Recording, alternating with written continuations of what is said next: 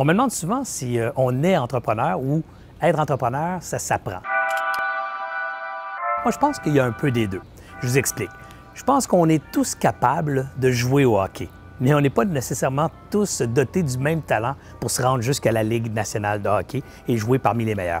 Être en affaires, c'est un peu le même phénomène. On a tout ce qu'il faut pour être en affaires, mais on n'a peut-être pas tous et chacun d'entre nous tous les éléments requis pour être le prochain Steve Jobs ou le prochain Alain Bouchard. Tous les joueurs de hockey ne sont pas Wayne Gretzky et pourtant tous les joueurs de hockey de la Ligue nationale ont un bon salaire, des bons revenus et sont au sommet de leur art. Mais il y a aussi ceux qui jouent au hockey dans la Ligue junior majeure qui sont d'excellents joueurs de hockey. Il y a aussi ceux qui jouent dans d'autres ligues à travers l'Amérique, à travers le monde, qui sont d'excellents joueurs de hockey. Donc la question, c'est pas de savoir est-ce que vous avez tout ce qu'il faut pour être le prochain Wayne Gretzky, c'est avez-vous tout ce qu'il faut pour jouer au hockey, avez-vous tout ce qu'il faut pour être entrepreneur. Et dans cette perspective-là, ça s'apprend, ça s'acquiert. Beaucoup d'habilités, puis de compétences et de connaissances s'acquièrent par le temps et par l'étude.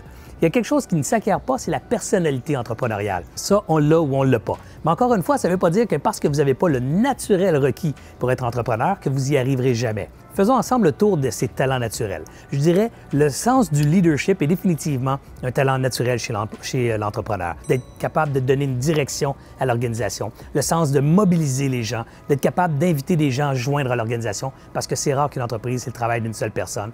Le sens du leadership aussi, c'est le sens de la communication, d'être capable de communiquer ses rêves, ses ambitions et ses projets, pas juste aux employés, mais aux futurs partenaires, aux futurs créanciers, aux futurs fournisseurs de l'organisation. Donc, le leadership, c'est un des talents innés qu'on peut améliorer, mais qui est définitivement utile à l'entrepreneur.